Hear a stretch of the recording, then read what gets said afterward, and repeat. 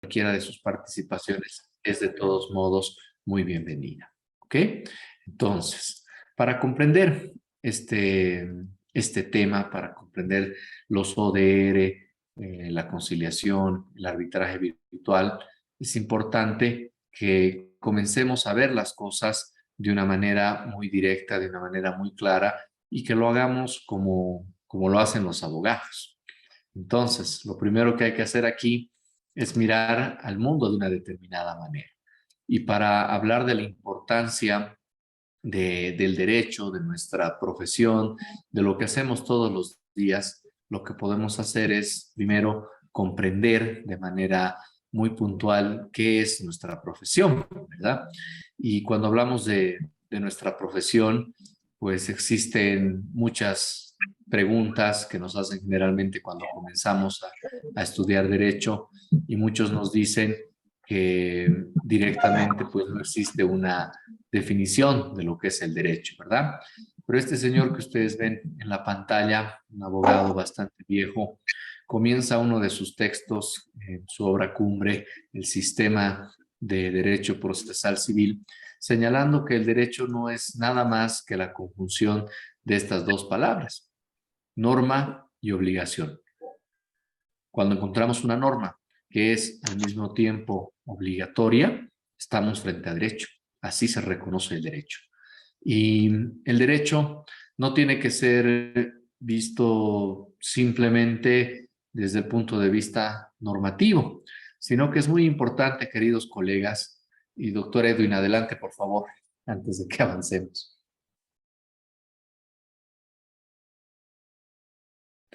Está con silencio, doctor, todavía no lo escuchamos.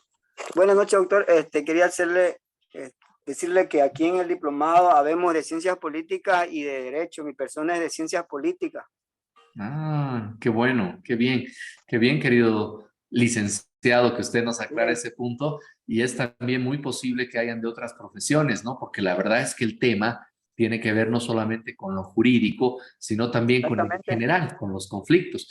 Y aquí entran temas de comunicación, entran temas psicológicos, entran temas de negociación. Entonces, muchas gracias, licenciado Edwin, por darme ese dato, porque así también vamos a tener en cuenta ese aspecto. Muchas gracias, doctor. Una cosita más, doctor.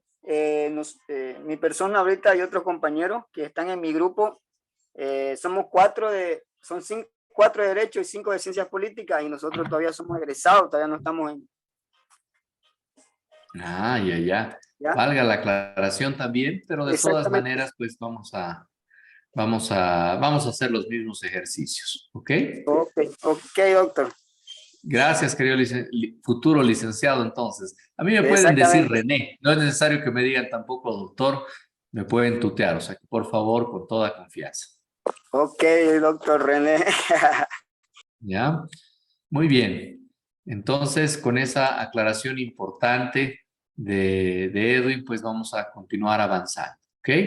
Entonces, bueno, para aquellos que no son abogados, también es importante que tengan esta definición muy clara, porque al final el derecho se lo encuentra en todo lugar. Entonces, es muy valioso o es necesario que ustedes comiencen a mirar al derecho de esta manera, y para entenderlo facilito. Norma, una regla, y si esa regla es obligatoria, estamos frente a derecho.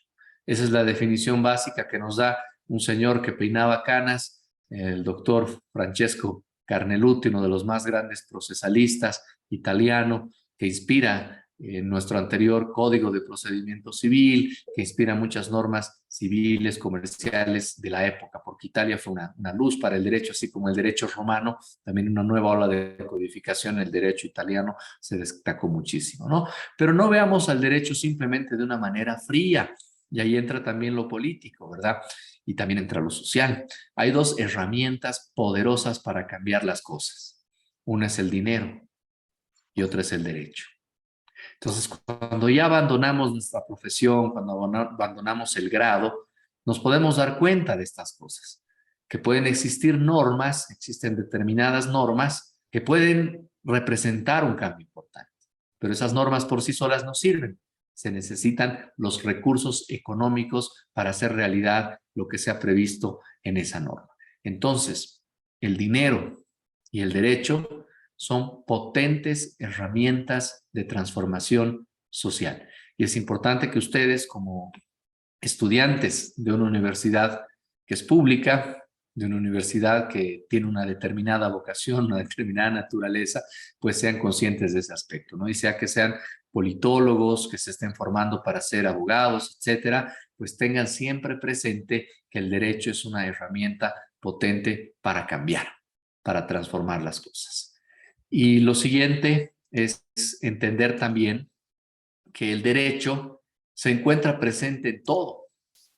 Ahí tienen ustedes en la pantalla a un autor alemán, Friedrich Karl von Savigny, que era bastante conocido. Savigny escribe mucho sobre el Estado también, sobre el derecho público, sobre varias cuestiones. Es el representante principal de la escuela histórica del derecho. Este señor decía que el derecho evolucionaba lentamente, paulatinamente, como el lenguaje, como las costumbres. Su pensamiento es tan poderoso en Alemania que retrasa la promulgación del Código Civil alemán, del BGB, 100 años nada menos. Así tarda en aprobarse el Código Civil alemán. Y este señor nos decía algo muy importante, que el derecho es la totalidad de la vida desde un particular punto de vista. Entonces, de cualquier lugar que ustedes miren las cosas, ustedes van a encontrar derecho. Ahora hay que aprender a agarrar ese lente que es el derecho. Y eso es lo que les voy a explicar en la siguiente diapositiva. Antes de eso, estimado Cristian, por favor, adelante. Disculpe, doctor, no se está viendo la pantalla que está compartiendo. Solo quería mencionar eso. No sé si es con todos o solo de mí, pero no se visualiza. ¿Ven? Ahora sí, doctor, recién. Gracias. Qué pena que no me lo hayan dicho antes. Bueno, me van a avisar, por favor, todas esas cosas, ¿ya? Si es que no sale la pantalla, si es que hay cualquier cuestión, ¿ok? Entonces, supongo que no han visto desde aquí, ¿verdad? Entonces, simplemente esta era la primera. Norma más obligación, igual derecho, ¿ok? Y estamos en esta segunda, con esta cita específica. Y muchas gracias, Cristian. Por eso es importante hablar. Gracias, querido Cristian.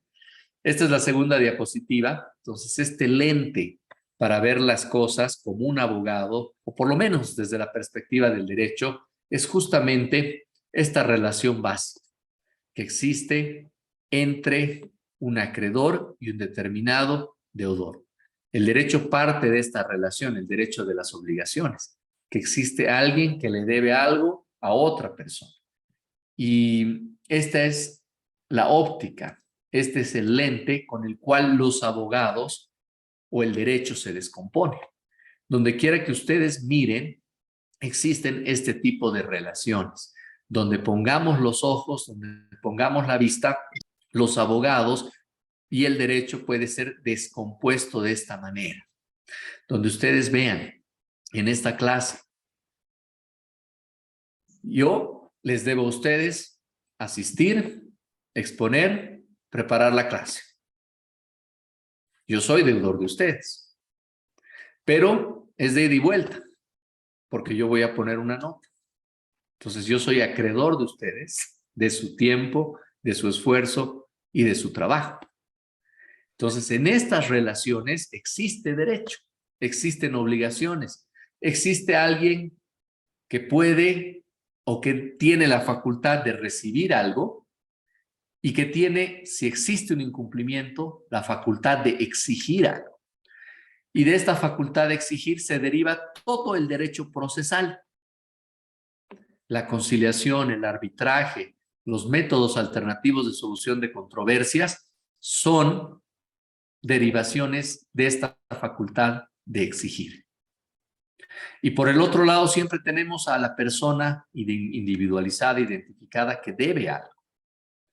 Esta persona tiene el deber de cumplir, pero si no cumple, tiene responsabilidad. Y así se estructura el mundo para los abogados. Donde sea que miremos, donde sea que veamos, vamos a encontrar que existen estas relaciones de obligación. Alguien tiene que dar, que hacer o que no hacer algo. Y generalmente todos nuestros problemas como seres humanos tienen un trasfondo económico. Queremos más. Generalmente estamos luchando por más, por mejorar, por estar mejor. Deseamos cosas, ¿no? La mente, la vista, queremos más. Entonces, este es el mundo para los abogados. Y a partir de esta parte que muchas veces cuando estamos en la carrera no nos enfocamos tanto, no la estudiamos tan bien, se derivan todas las demás cosas sin excepción, incluyendo lo que nos trae a este diplomado, que son los conflictos. ¿Por qué? Porque esas obligaciones o pueden cumplirse o se incumplen. Cuando existe el cumplimiento de una obligación, por ejemplo, generalmente a eso se le llamará justicia, porque se le ha dado a alguien lo que le corresponde, ¿verdad? Y como fruto de esa justicia, como resultado de la justicia, existirá paz, que es lo opuesto al conflicto. Y el conflicto se genera generalmente por alguna especie de incumplimiento. El desacuerdo, la confrontación de posiciones, la diferencia de visiones, los choques de ideas, generalmente se dan porque alguien piensa que la otra persona no está siendo justo, que no está haciendo lo que corresponde, que está incumpliendo algo que debería hacer. Entonces aquí nos encontramos frente al conflicto en un sentido que puede ser estrictamente jurídico cuando tiene una relevancia porque está consignado en una norma legal, porque está consignado en un contrato, que es fuente de las obligaciones, la ley, que es fuente de obligaciones. Pero no siempre estos conflictos tienen un trasfondo jurídico. Pueden existir muchos otros tipos de desacuerdos que no tienen relevancia jurídica. Para estos conflictos jurídicos y para estos que no son jurídicos, para estos que son políticos, que son económicos, que son sociales, existe un método, existe una forma de abordarlos, de comprenderlos, de analizarlos y de estudiarlos. Y es relevante esta materia y me encanta que podamos encontrarnos estas noches para conversar de este tema, porque nuestra vida es así, porque pasamos el tiempo en luchas. Hobbes nos decía que el hombre es lobo del hombre, ¿verdad? Y explicaba así la situación del estado de naturaleza. El hombre atacando al hombre. ¿Por qué? Porque los bienes son limitados y nuestras necesidades son ilimitadas. El derecho tiene un profundo trasfondo económico. Surge de la economía. Y la economía es una sucesión constante de luchas. Es una lucha tras otra, donde apenas entre lucha y lucha existen treguas. ¿Hasta qué punto? Hasta el momento en que alguien tenga la fuerza suficiente para volverse a enfrentar. Este análisis no lo hago yo, lo hace nuevamente este profesor Francesco Carneluti. Si ustedes ven en este QR, pueden encontrar un texto muy interesante de él que se llama ¿Cómo nace el derecho? Y él hace una explicación muy clara de los términos bienes limitados, necesidades ilimitadas, intereses. Y lo primero que sanciona el derecho, dice él, históricamente es aquel que roba, aquel que toma aquello que no es suyo. Y ahí nace la necesidad de la sociedad de reaccionar y de castigar algo. Ahí nace el derecho penal. Hay que castigar, hay que sancionar al infractor.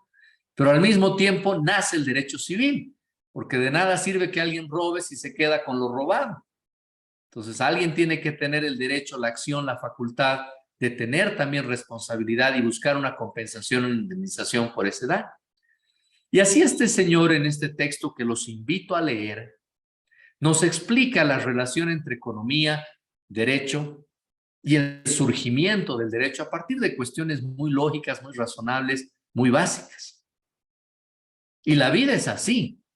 La vida es lucha la vida es conflicto, la vida es treguas, paz relativa, paz temporal. Pero no encontramos paz perfecta porque tampoco existe justicia perfecta. El mundo en el que vivimos y los conflictos que creamos tienen profunda relación con nuestra naturaleza, con lo que somos, con nuestros defectos, con nuestras caídas, con nuestra injusticia, con lo que hacemos mal, con que no damos siempre lo que corresponde, o cuando queremos más, cuando deseamos más, cuando anhelamos más. Y a pesar de que la vida es así, a pesar que la materia principal con la que lidiamos los seres humanos, y muy especialmente los abogados, los politólogos, no nos enseñan a tratar con conflictos. Tal vez aquí sí nos aventajan los profesionales de las ciencias sociales, nos aventajan los politólogos también, porque tal vez ellos sí tienen en su currícula de materias de grado la resolución de conflictos, pero los otros, los abogados, no. Y es que esta materia, queridos colegas, queridos amigos, es relativamente nueva en el mundo. Y no existen muchas universidades y muchos profesionales que se ocupen de manera académica y rigurosa de desentrañarla. Y yo le he compartido con ustedes en la plataforma virtual un texto que se llama Teoría del Conflicto, Tesis del Conflicto. Y me hubiera encantado compartirles otro que he encontrado este año en Buenos Aires. Y es este que les estoy mostrando ahora, que se llama El conflicto como sistema, del profesor Rubén Alberto Calcaterra. Y es un libro que realmente para mí ha sido de mucha utilidad durante este tiempo, porque me ha ayudado a mirar algo diferente. Yo ya sabía que tenía que dar este módulo y estaba buscando materiales, y entre esos materiales encontré este texto. Si alguno de ustedes tiene alguna vez la oportunidad de copiarlo o de comprarlo, pues se los aconsejo, porque lo que hace es estudiar a este conflicto, pero desde un punto de vista sistémico. Se acerca al conflicto no de manera aislada como algo que surge y que hay que resolver y a ver quién es más habilidoso para resolverlo, quién tiene mejores aptitudes para tratar con la gente, para lidiar con la gente. Este texto nos da herramientas, técnicas para poder aproximarnos al conflicto, tratarlo como un objeto, como una materia de estudio y resolverlo. Este sistema del conflicto, que es útil que entendamos por lo menos desde una perspectiva general para luego entrar al arbitraje y a la conciliación virtual, tiene a su vez otras partes, otros subsistemas, ¿no? Pero el primero que tenemos que utilizar es el que responde a estas dos preguntas. ¿Qué y por qué? Ese es el primer tema que debemos resolver al acercarnos a cualquier conflicto, sea de nuestro cliente, sea propio, sea de nuestro matrimonio, sea social o de cualquier otra naturaleza. Para avanzar en estos pasos de entender al conflicto como un sistema, la primera pregunta es ¿qué y por qué? ¿Cuál es el conflicto? ¿Por qué estamos en este conflicto? Y esta es una instancia descriptiva, narrativa. Hay que entender el conflicto, hay que comprenderlo, hay que aproximarse al conflicto. Y para eso, como en toda narración, como en toda historia, existen sujetos. Son personas de carne y hueso, personas individuales, naturales, las que hacemos los conflictos. Puede ser que formemos parte de un cuerpo, ¿verdad? Que haya una colectividad, un sindicato, una empresa que está en conflicto, pero detrás de esa persona jurídica, detrás de esa entidad, existen personas de carne y hueso que son las que encarnan el conflicto. Por eso el sujeto del conflicto, y estoy seguro que esto ya se los han dicho hasta este punto, el sujeto del conflicto es siempre la persona individual, no la colectiva. Aunque el conflicto puede ser colectivo, el sujeto de una determinada controversia, de un determinado conflicto, es siempre la persona individual, la persona natural. Y eso es lo primero. que hay que entender que el conflicto es de personas. Y ahí la psicología aporta grandes cosas, porque todos tenemos una especie de personalidad y todos tenemos una especie de trastorno también. Hay personas que son muy detallistas, perfeccionistas, y que lo mismo que le cuesta a una persona hacer menos tiempo, a esta otra persona le llevará más tiempo. Hay personas que son hombres de acción, mujeres de acción. Yo te pegué porque tú me incitaste. Y esas personas tienen muy poca responsabilidad. Siempre le echan la culpa al otro de sus propias acciones. Hay en la vida personas desconfiadas, tímidas, que siempre piensan que alguien les está haciendo daño, que tienen alguna susceptibilidad. Hay otros que son histriónicos, les gusta ser el centro de atención, creen que tienen mayor cercanía con las personas que la que realmente tienen. Se sienten incómodos cuando no son el centro. Y así existen 4, 5, 6 formas, clases de personalidades y existen tipos de trastornos que tenemos todos y que se manifiestan a partir de nuestra edad adulta. Y el secreto está en conocerlos y saber cómo dominarnos a nosotros mismos si queremos ser buenos negociadores, buenos resolvedores de conflictos. Pero también tenemos que conocer e investigar al que está al otro lado, al que está al frente, porque dependiendo de cómo sea esa persona, la psicología ya ha dicho cómo se puede abordar. La psicología ya dice cómo se tiene que conversar con una persona que es desconfiada, o con una que le gusta ser el centro de atención, o con otra que cree que es único, porque también existen personas que dicen, a mí me tienen que reconocer porque yo soy único. Las personas narcisistas. Y la psicología ya dice cómo tratar con esas personas, cómo enfocar una negociación y cómo aproximarse a una resolución del conflicto. Entonces, en esta parte, en este primer subsistema, el centro es el sujeto que causa el conflicto. Ese sujeto con su personalidad, con sus falencias, con sus trastornos, pero que hay que reconocerlo. Hay que saber con quién uno va a la guerra. Entonces, es importante en este primer subsistema describir el conflicto, entender cuál es el conflicto, qué es el conflicto y por qué está surgiendo. Entonces, en esta etapa, por ejemplo, en la negociación, en la mediación, en la conciliación, existen esquemas y formas de abordar. Porque el conflicto es de dos, por lo menos, ¿verdad? Siempre hay dos. Siempre hay dos partes que pueden ser compuestas o múltiples, colectivas, pero hay dos. Bilateralidad, ¿verdad? Y ahí están también los terceros que intervienen en el conflicto, ¿verdad? Partes que pueden ayudar a uno, partes que pueden ayudar a otro. Y también existen aquellos que son terceros neutrales, los conciliadores, los mediadores que tienen que ayudar a esos acercamientos. O existen también los jueces y los árbitros que deciden, que adjudican derechos, que resuelven. Por eso se habla de solución y de resolución. Generalmente se dice solución cuando existe un acuerdo de las partes, alguna forma de acuerdo. Las partes solucionaron. Y si no pudieron solucionarlo ellas, pues entonces tiene que venir alguien y resolver esa circunstancia, esa situación. Por eso las decisiones de los jueces, por lo menos en Bolivia, adoptan el nombre genérico de resolución, ¿verdad? Y esas formas de resolución son sentencias, providencias, autos de vista, autos supremos. Entonces, en esa primera parte del conflicto hay que entender, y aquí uno se acerca al conflicto. Y estoy seguro que les han hablado también del método de Harvard, ¿verdad? De la negociación en base al sistema de Harvard, donde uno comienza aireando las emociones. ¿Qué significa? En la primera mesa que ustedes se encuentran en una conciliación, en una mediación o en una negociación, ¿qué es lo que pasa? Tienen que salir las emociones.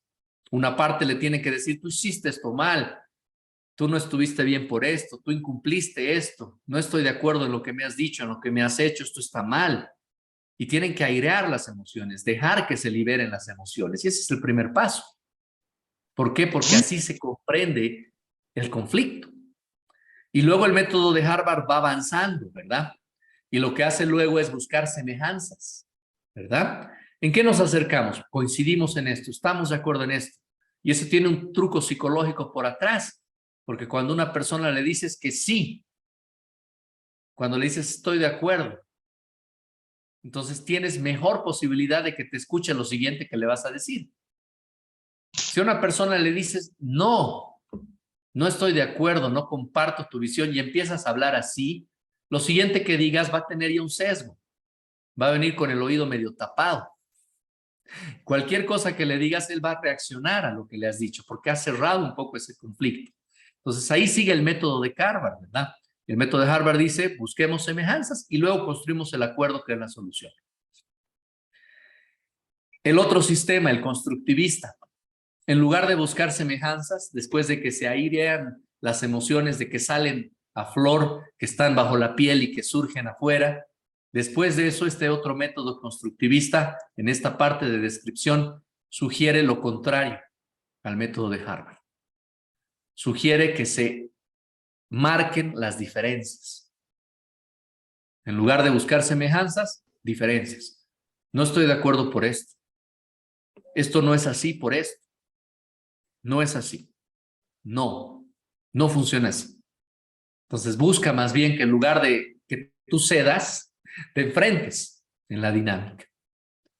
Y así llegas a describir el conflicto. Esa es la etapa descriptiva del conflicto, analizando a los sujetos, sus personalidades, sus posiciones, la forma como se encara el conflicto, para entenderlo bien, para entender bien el qué y entender muy bien el por qué. Y este es el primer subsistema. Y estoy seguro que en esto que estoy hablando, ustedes reconocen lo que han hecho, tal vez, muchas veces, y lo hemos hecho, y yo me incluyo entre ellos, sin darnos cuenta de lo que estamos haciendo. Pero estamos aplicando un método, estamos avanzando, estamos probando, ensayo y error, pero sin saber que tal vez para esto existe un libreto, que existe un método. Entonces, este es el primer subsistema, ¿qué y por qué? Y esto es más difícil en la virtualidad. Esto es más complejo en esta escena que nos encontramos el día de hoy, porque así como la enseñanza es difícil a distancia, porque no sabemos quién es el responsable, quién se sienta adelante, quién levanta la mano para participar, quién realmente está atento tomando apuntes como el doctor Miguel, por ejemplo. Es más difícil captar todo esto en la virtualidad. Es más complicado. Y es igual en el arbitraje virtual y en la conciliación virtual. Tenemos esa misma dificultad, tenemos ese mismo obstáculo, porque sentados en una mesa frente a frente es más sencillo ver las emociones. Si alguien está nervioso, si alguien le tiembla la voz, si alguien se mueve mucho. Todas esas cuestiones no se pueden ver en la virtualidad, no se pueden reconocer. Y ahí es más difícil comprender el conflicto, es más difícil saber el qué y el por qué. Y sumémosle ahí las otras dudas que tienen que ver con la transparencia en la virtualidad. ¿Quién me está grabando sin que yo sepa? ¿O quién está con un hackeo en esta sala donde yo estoy reunido? ¿Quién ha podido acceder a mi cámara y a mi micrófono sin que yo lo autorice? Y hay un tema que, o sea, parece que es una locura, parece que no pasa, ¿verdad? Pero si ustedes leen el último laudo que ha sido emitido en contra del Estado de Bolivia, el de la AFP, Previsión, BBVA, van a ver que se han ocupado intensa y rigurosamente de un incidente. La contraparte dejó una computadora encendida en el cuarto donde estaba deliberando la otra parte. Y eso ha merecido oposición del Estado de Bolivia, respuesta de la contraparte que decía que fue un accidente, que la dejaron ahí pero que estaba apagada, que no estaba prendida, que no han escuchado nada, que era una hora de almuerzo donde nadie podía escuchar nada y tampoco lo que se hubiera dicho era relevante. Entonces surgen esas dificultades para entender el conflicto, para comprender el conflicto, para evaluar a los actores del conflicto, a las personas que están enfrentadas. Hay dificultades en este primer subsistema. ¿Qué y por qué? Es más difícil en la virtualidad construir y entender el conflicto. ¿Qué se puede hacer? Complejo. ¿Cuál es la recomendación? Un sistema híbrido. Porque hay cosas que se tienen que decir en la cara, frente a frente, mirándose a los ojos. Y hay otras que las puedes decir así, con la protección de la pantalla, de la virtualidad, de la lejanía. Pero hay otras que necesitan calor y contacto humano. Y hay cosas muy delicadas que no se pueden tratar virtualmente. Entonces aquí la recomendación general es que vayamos hacia sistemas híbridos, donde se elija bien qué hacer virtualmente y qué hacer presencialmente. La educación ya ha tomado su rumbo. La educación, por lo menos en el nivel de posgrado superior, no va a volver a ser presencial 100%. ¿Por qué? Porque tenemos, imagínense, un día jueves de la noche, 64 personas desde Pando, desde La Paz y desde otros lugares de Bolivia. En otras universidades internacionales, hay alumnos internacionales. Bolivia es una sede muy atractiva para la educación porque nuestros costos son bajos. Entonces hay cosas que ya no van a volver atrás. Lo mismo en los conflictos. Hay audiencias que realmente no valen la pena, no merecen la pena hacerlas presencialmente. Un ejemplo, ustedes seguramente en arbitraje ya han llevado, ¿verdad? En los centros nacionales hay una audiencia de sesión preparatoria de arbitraje, donde uno se conoce con el tribunal arbitral, se rayan las líneas de juego, las reglas procesales que se van a aplicar durante el proceso. En el arbitraje internacional, en la CCI lo mismo, existen conferencias de preparación que también se ocupan de temas muy mecánicos, muy rutinarios, muy procedimentales, donde no se discute nada de fondo, ninguna sustancia, pura cuestión adjetiva. Esas cosas ya no van a cambiar. Han llegado para quedarse, pero hacen más difícil la resolución de los conflictos.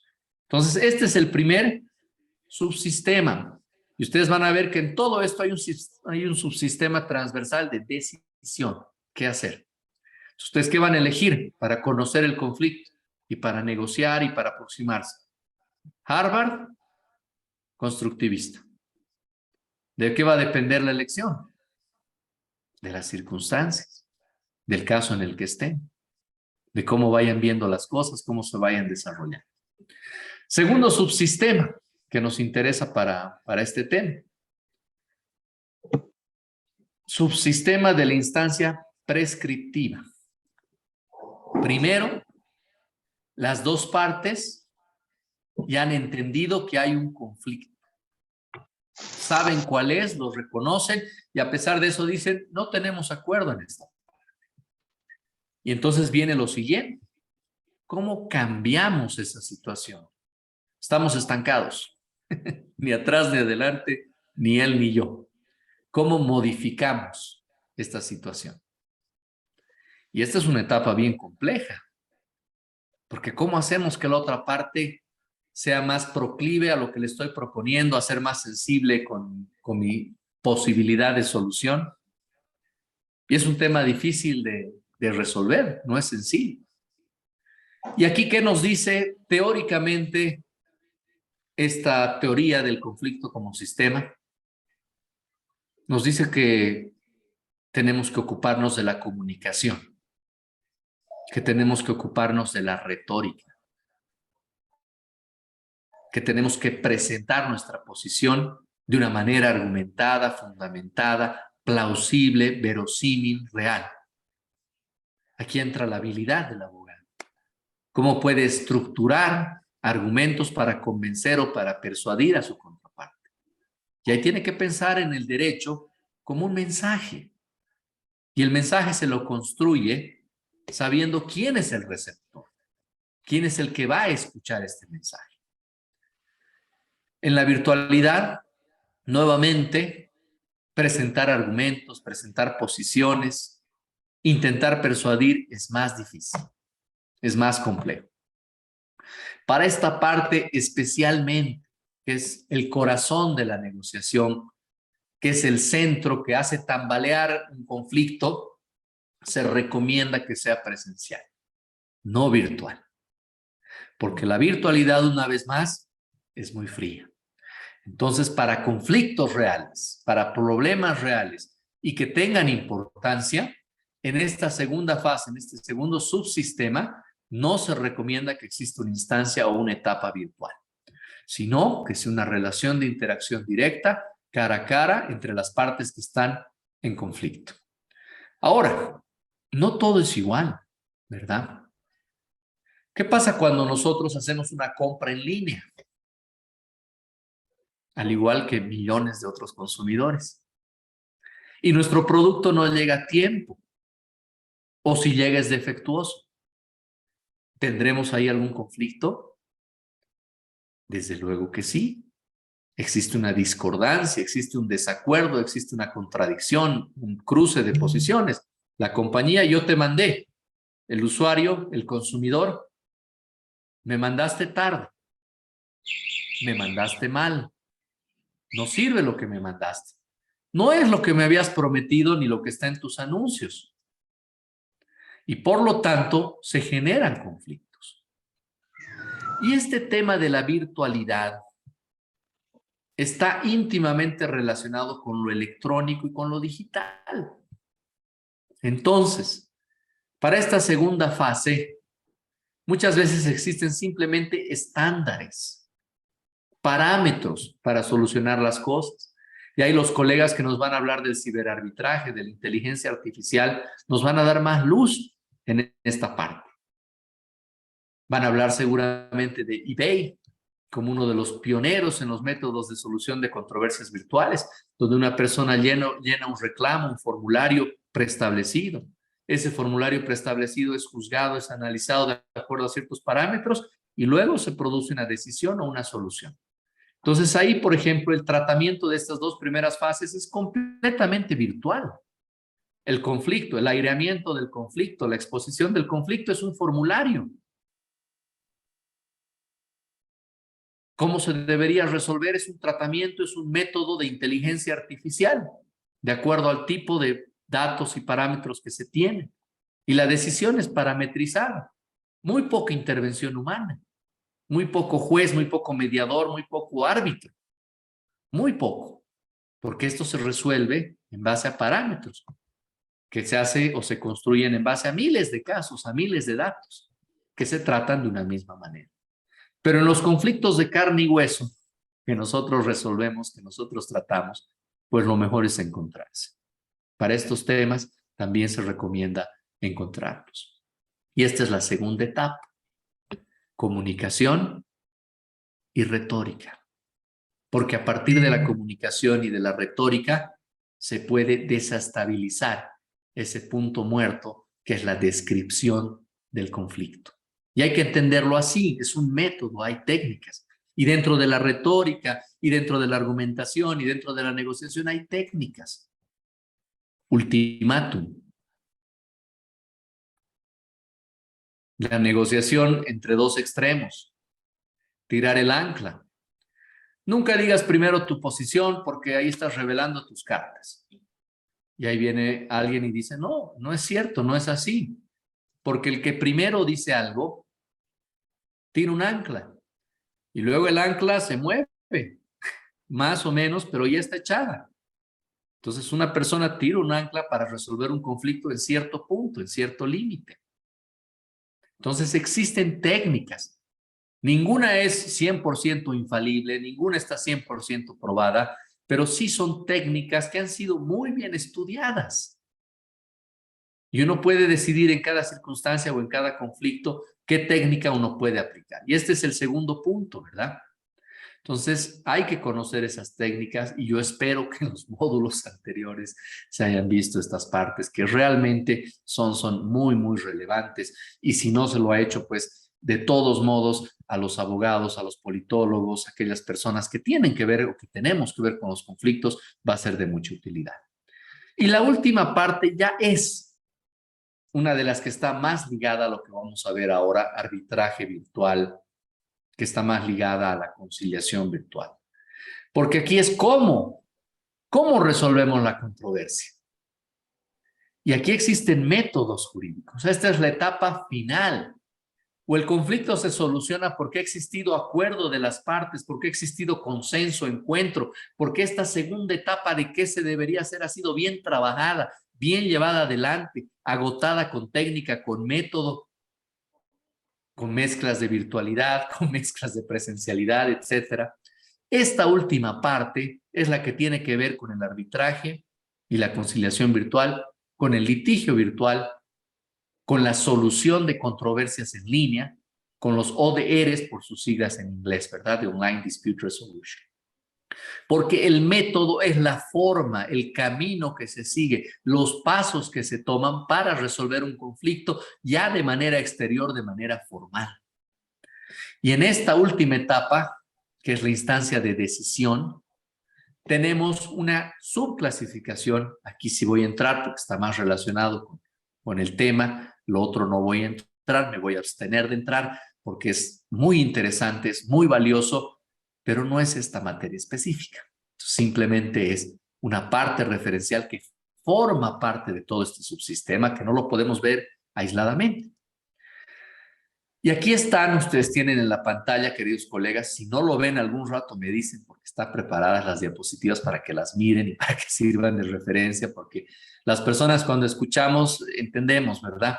Cuando vemos comprendemos un poco mejor y cuando hacemos aprendemos. Por eso es que en este módulo voy a tratar de combinar esas tres cosas. Tenemos lo que hablamos, tenemos las presentaciones con diapositivas y también ustedes tienen sus trabajos prácticos para que hagan, para que sea de alguna manera provechoso. Pero en este sistema final, o existe co-construcción, o sea, donde las dos partes van a formar la solución de ese conflicto, de ese incumplimiento, de esas obligaciones, jurídicas o no jurídicas, pero obligaciones al final. Y aquí entran los métodos, ¿verdad? Y ustedes pueden ver aquí una descripción muy general para tener en cuenta qué camino podemos seguir para solucionar o para resolver el asunto. En la solución, en los métodos que privilegian el consenso, principalmente la negociación y mediación, que en realidad es conciliación. Aquí, el supuesto, la base es el acuerdo, en la negociación y en la mediación. En cambio, en el arbitraje y en el litigio, no, porque no son las partes las que dicen cómo va a ser la solución, no la diseñan, no la crean. Viene un tercero, que es también un sujeto del primer subsistema que interviene en el conflicto, que es un tercero con una nota central, que tiene que ser imparcial. Esa es la nota de cualquier tercero que va a decidir, que sea imparcial. El momento en que es parcial deja de ser un tercero capaz o cualificado para decidir una controversia entre dos partes enfrentadas. La imparcialidad es la condición esencial inherente con natural a la justicia. El que decide tiene que ser imparcial.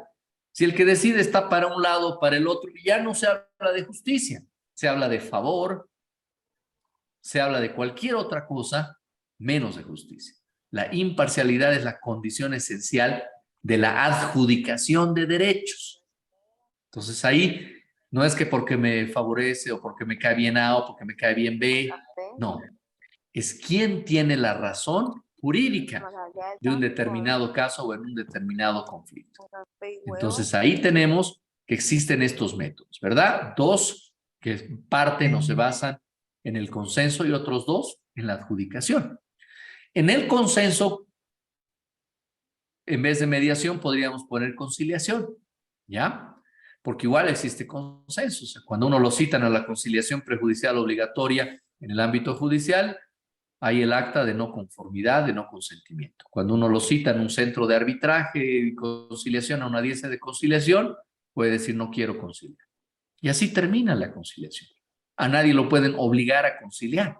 Es voluntaria, ese es uno de sus principios inherentes. Por eso es que la conciliación, denominada mediación en otros sistemas, se basa en el consenso.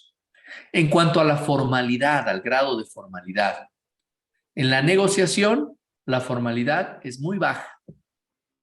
Los que quieren ponerse de acuerdo en una negociación se sientan en un café y se dan la mano, sin nadie.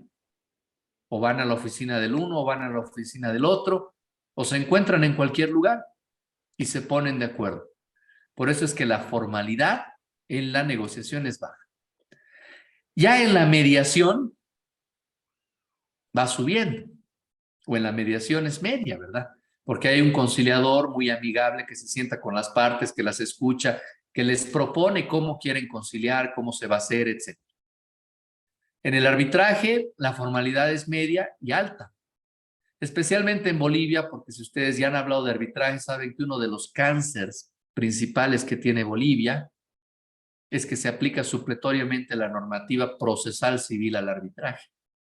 Y eso es juntar dos animales muy diferentes, porque el arbitraje es un medio voluntario de solución de controversias. Uno ingresa ahí por consenso. ¿Y lo hace por qué? Porque no quiere estar en el sistema judicial, porque no quiere someterse al sistema judicial.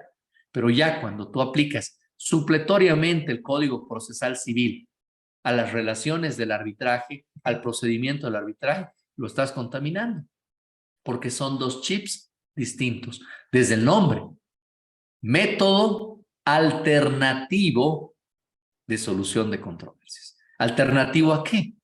A la jurisdicción ordinaria. ¿Y cuál es la norma básica, base en la jurisdicción ordinaria? El proceso civil, derecho madre. Entonces, ese es uno de los principales males que tenemos en Bolivia en nuestra ley de arbitraje y conciliación. Yo diría que en Bolivia es alta la formalidad del arbitraje. Tiene una formalidad bien pesada.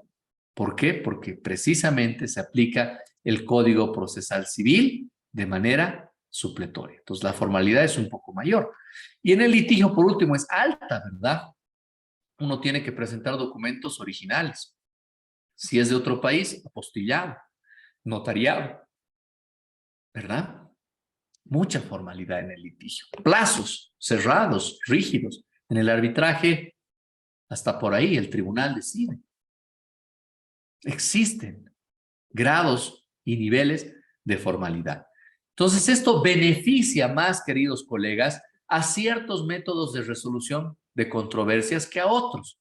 ¿Por qué? Porque la virtualidad es esencialmente flexible, es formal. Podemos estar haciendo cosas que no podríamos estar haciendo en un aula, ¿verdad? Entonces, hay flexibilidad. Existe mayor relajación en la virtualidad. Y eso, desde luego, es más proclive a que se aplique en aquellos métodos con formalidad baja. Una negociación virtual online se podrá hacer mucho mejor y mucho más fácil que un juicio online. Es más fácil. ¿Cómo revisamos el expediente de un amparo constitucional? Nos notifican 24 horas antes. ¿Qué hacemos? ¿Cómo podemos, por ejemplo, hacer valer que en un amparo constitucional se tienen que presentar fotocopias legalizadas si ni hemos visto el expediente? Entonces, la virtualidad funciona mejor, se puede aplicar mejor en estas cuestiones que tienen menor formalidad, ¿no? Entonces, es más aplicable, como les decía, en la negociación, se puede hacer también en el ámbito de la conciliación o mediación. En el arbitraje resulta mejor hacer las cosas un poco más híbridas y por último en el litigio tiene también aplicación, pero un poco más restringida y con más dificultades prácticas y reales, ¿no? Hay amparos constitucionales, pues, si uno no los controla, donde se ganan con puras fotocopias, ¿no? Y luego uno va a Sucre a mirar su expediente y eran puras fotocopias. ¿Y por qué no ha objetado? Ah, es que me han notificado 24 horas antes y nunca vi el expediente, ¿no? Ah, caramba, y como no lo objeté, que era una fotocopia simple, entonces esto se convalidó. Ah, caramba. Qué difícil ser abogado en tiempos remotos. Pero mientras más rígido es el sistema, mientras menos flexible es, pues entonces más difícil aplicar la virtualidad. Que se ha tenido que hacer porque se ha tenido que hacer definitivamente, pero en algún momento vamos a ir volviendo a algunas cuestiones que sean presenciales. El control del proceso desde el punto de vista de las partes.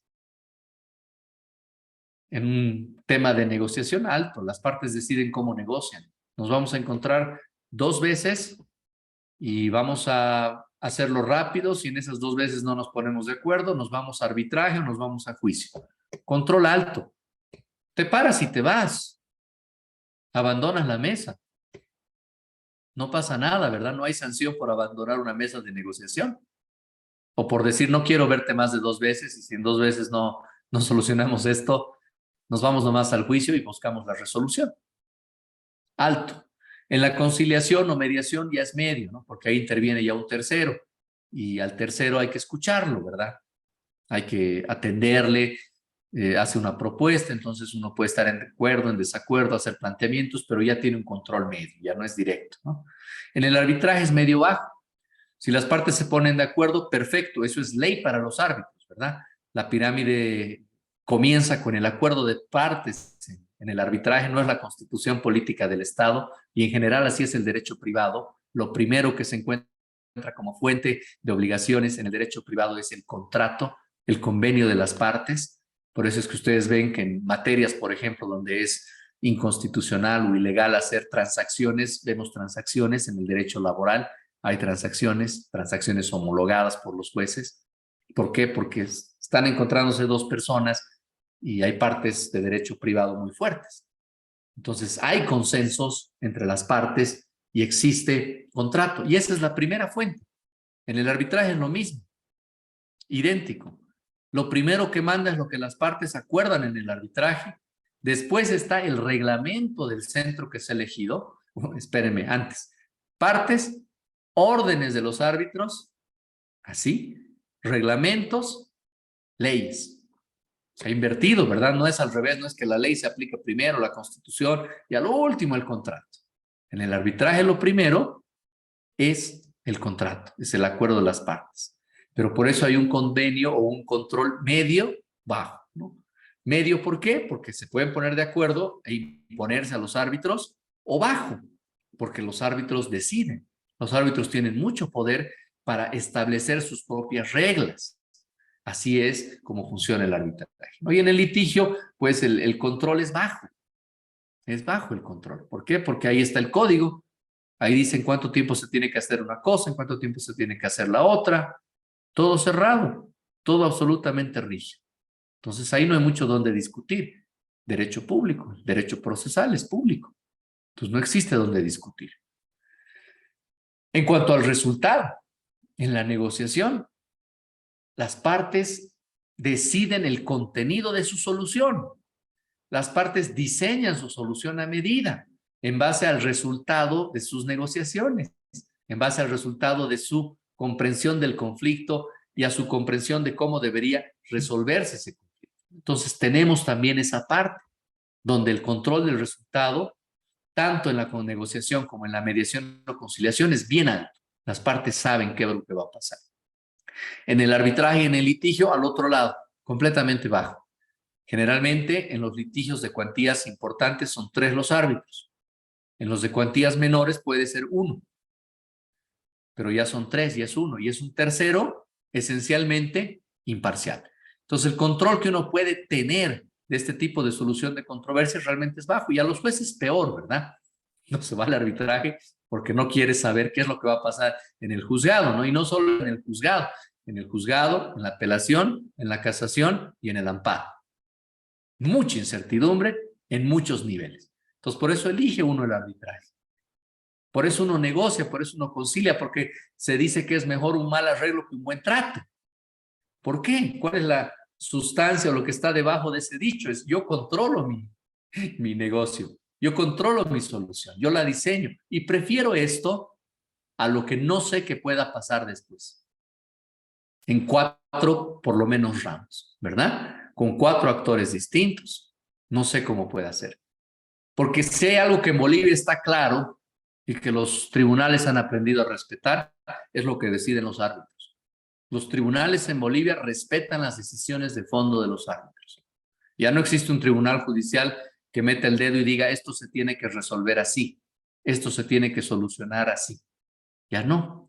¿Por qué? Porque los árbitros tienen exclusividad sobre el fondo del caso, sobre la sustancia del caso, sobre los méritos del caso. Entonces, el control, ya saben, es muy bajo. En arbitraje y en litigio todavía más bajo. Debería haber un escalón más bajo que bajo, porque ahí sí que no se sabe qué es lo que va a pasar, ¿verdad?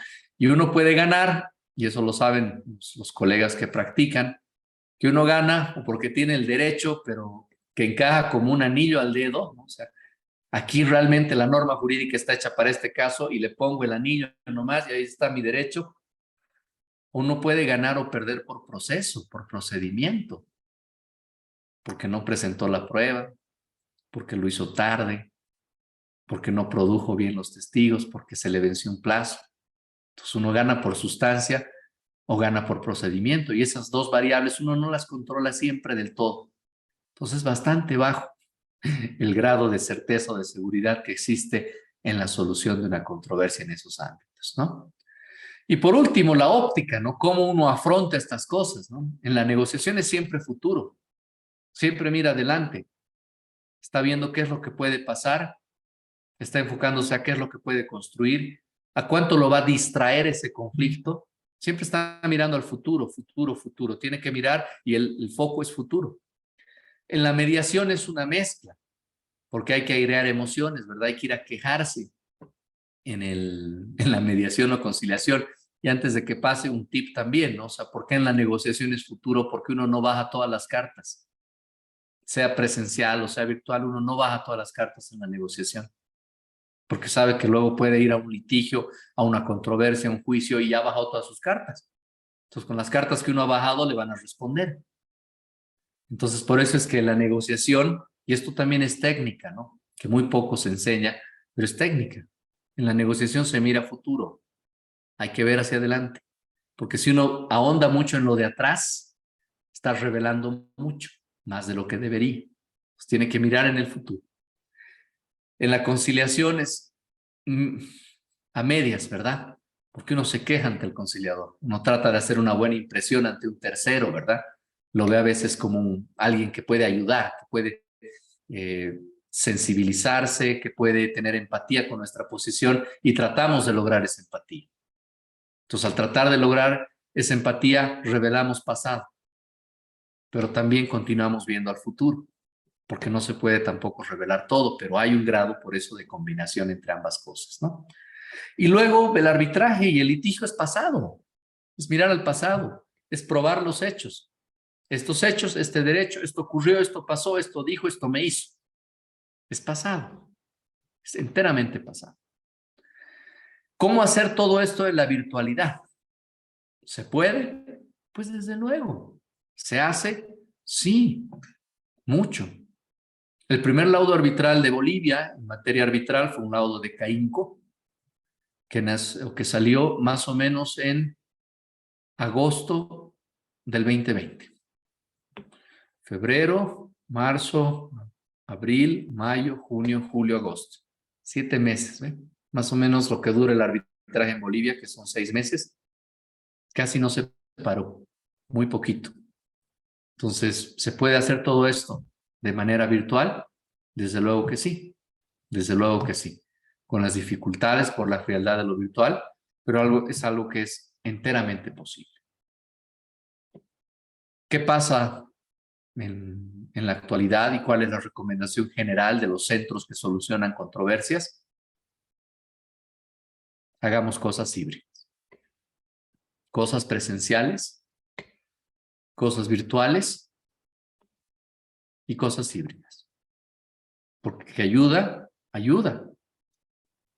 ¿Cuánto hemos sufrido los abogados durante la pandemia? Cortes cerradas, sin trabajo, sin ingresos, porque por lo menos los abogados que viven del litigio, ¿verdad? Tenían las cortes cerradas, ¿no? ¿Y quién le va a pagar si su caso no está avanzando? Y su inquilino tampoco le está pagando. Y si hay cosas más importantes que preocuparse, ¿no? Como la salud y la vida. Entonces la virtualidad ha llegado para quedarse y es transversal absolutamente a todo. Ahora, de todos estos métodos de solución de controversias que están ahí descritos, analizados teóricamente, los que nos interesan son dos, ¿verdad? Los que se ha elegido para este diplomado, para esta sesión virtual. La mediación y el arbitraje. Miren que están ahí en el lindero, en el límite, porque los árbitros no son jueces, pero los mediadores tampoco son negociadores. Entonces, estos son los dos métodos que vamos a enfocar principalmente, pero yo quería mostrárselos todos, quería que vean esta introducción general a los sistemas o al conflicto más bien como un sistema. ¿Por qué? Porque yo siento que he tenido esa carencia y seguramente muchos de ustedes se identifican con esa carencia, porque a pesar de que nuestra materia prima como abogados es el conflicto, no nos han enseñado a mirarlo, menos a tratarlo. Y entramos a ciegas. Entramos sin saber cómo resolver conflictos y metiendo la pata aprendemos, hasta que nos topamos con algo que realmente nos puede ayudar, ¿no? Entonces, para ir resumiendo un poco lo que hemos conversado, y lo que yo quería decirles simplemente es que tenemos que echar mano de las herramientas teóricas que nos ayudan a aproximarnos a la solución de conflictos, pero como un sistema. No como surgió este problema y ahora veré cómo lo resuelvo, sino que así como el derecho tiene una metodología, hechos, derecho, conclusión, petitorio, premisa mayor, premisa menor, conclusión, así como la lógica, el conflicto tiene también sus etapas. Esas etapas, no se olviden, son tres. Una, entender el conflicto, qué y por qué. Dos, que tiene que ver con la forma como se debería resolver el conflicto. Comunicación, retórica, persuasión, técnicas de negociación. Y una parte final que tiene que ver con el método con que ese conflicto descrito, prescrito, se tiene que solucionar entre las partes o resolver con la intervención de un tercero que tiene autoridad para decir el derecho. Jurisdicción es jus dicere, decir el derecho, entre dos partes que están en conflicto. Y en esa última parte, en ese último subsistema que tiene que ver con la decisión final de un conflicto, porque todos los conflictos llegan a su término más tarde, más temprano, pero todos tienen fin. En esa última parte están estos métodos legales de solución de los conflictos, que no son enteramente legales, pero que sí tienen un gran componente legal. Doctor Hermógenes, por favor, adelante.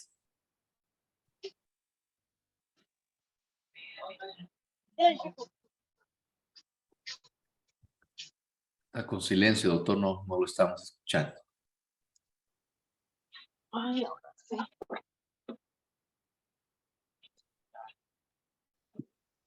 Entra en medio, amigo. Hola, en el conflicto, o tanto también en el arbitraje, tiene que haber un perdedor y un ganador, ¿no es cierto? Porque dentro del conflicto, para que exista un conflicto, tiene que haber un problema.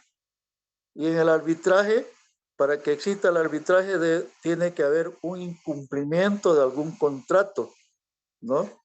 Entonces, a mi entender de lo que va explicando, sí o sí tiene que haber un perdedor y un ganador. Esa era mi pregunta, doctor. Generalmente sí, doctor, a menos que los dos demanden mal, que hay casos, ¿no? Improbada la demanda, improbada la reconvención. Pero en lo general, doctor, sí existe un ganador y existe un perdedor. Y el arbitraje no es aquí, les guiño el ojo a ambos, ¿no? El arbitraje ha evolucionado mucho. Los árbitros saben que son ellos quienes les dan valor al arbitraje. Hay un dicho que es más que un dicho, dice, el arbitraje vale tanto como valen los árbitros. Y es lo mismo en la justicia vale tanto como valen los jueces. Son ellos, los operadores de justicia, los operadores del sistema, quienes le dan valor a las cosas. Y dependiendo de su decisión, querido doctor, pueden existir ganadores y perdedores, que generalmente los hay, pero no siempre. Porque yo he visto casos donde ambos demandan mal y los dos son perdedores. Improbada la demanda, improbada la reconvención. Gracias, gracias. A usted, doctor. Doctor Remy, adelante, por favor.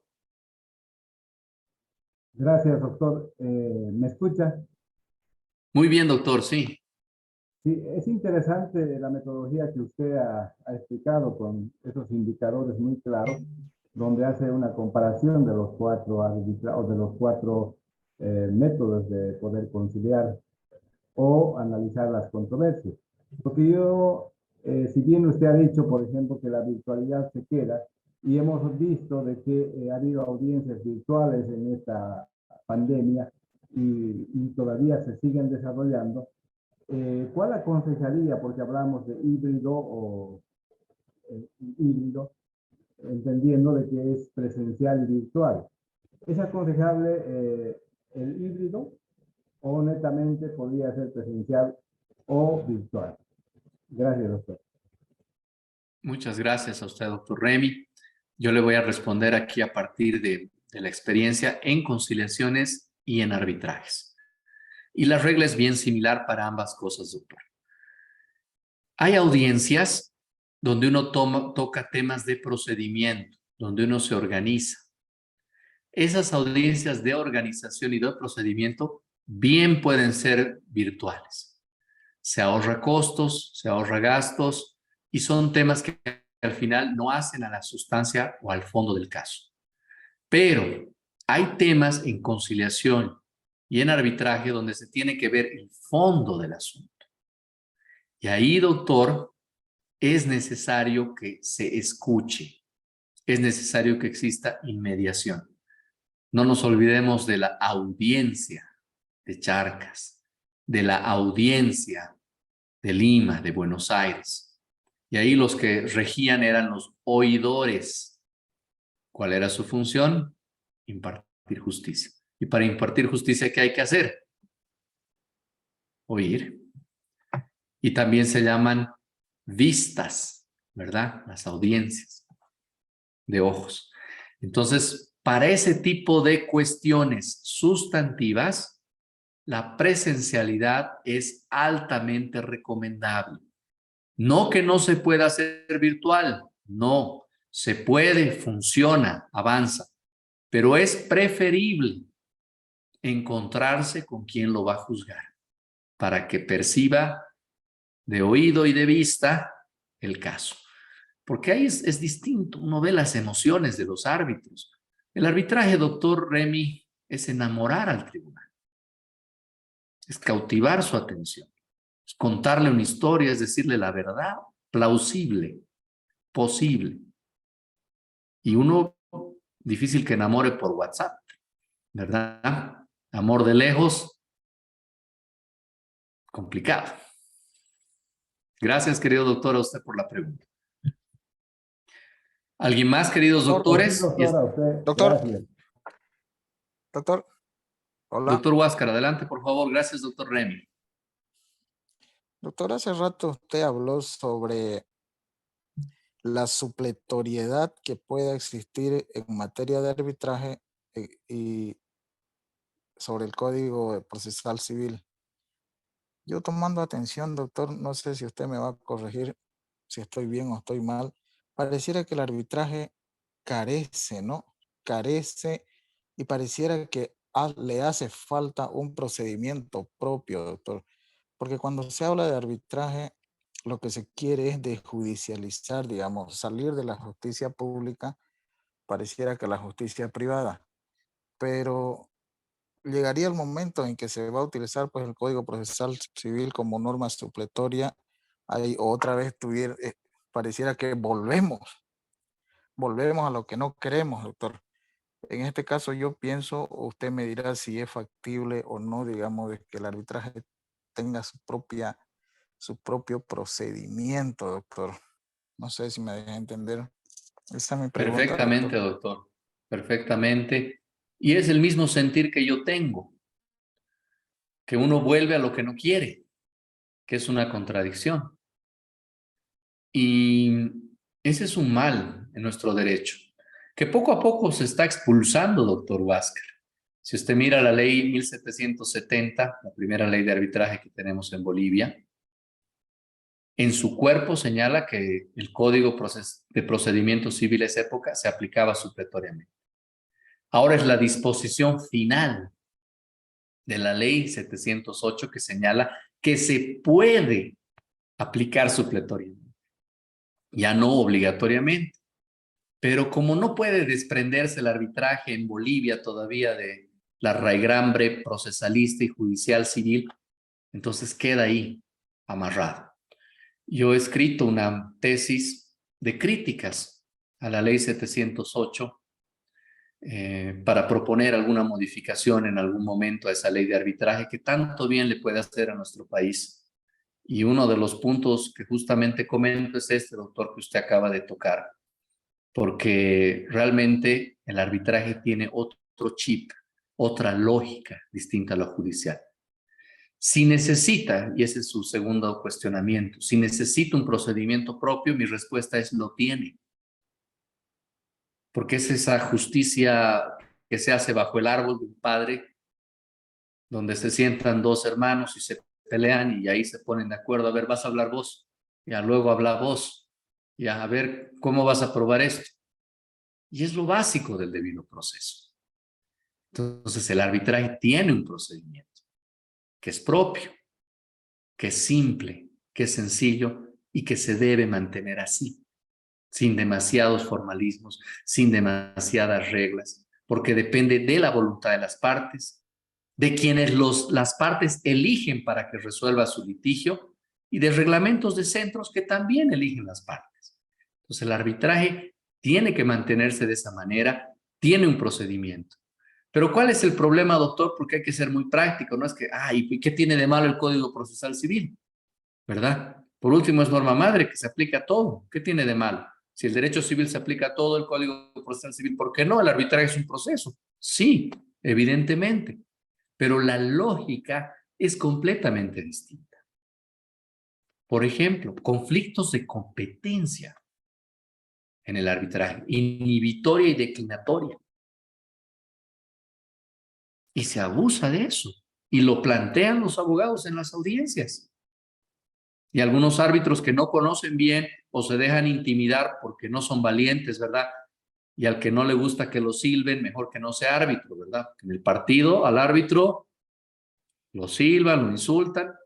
Y el árbitro es igual, tiene que ser valiente. Y lo van a amenazar al árbitro. Y le van a decir, te voy a hacer un juicio penal. Estás haciendo prevaricato. Y el árbitro tiene que ponerse firme. Pero, ¿cuál es la base para que esas chicanas o subterfugios se introduzcan o se filtren en el arbitraje? El Código Procesal Civil, porque se lo aplica supletoriamente.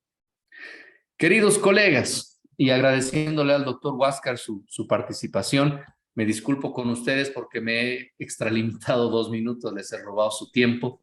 El día de mañana los espero temprano, los animo a que participen, así como el doctor Huáscar, el doctor Remy, los animo, como la doctora Judith, que puedan intervenir en cualquier momento. Ustedes saben lo mismo que yo, conocen lo mismo que yo, y podemos aprender todos juntos intercambiando experiencias. Así que muchas gracias, queridos colegas. Nos vemos el día de mañana, donde ya nos vamos a introducir de una manera más directa en estas cuestiones. Vamos a entender más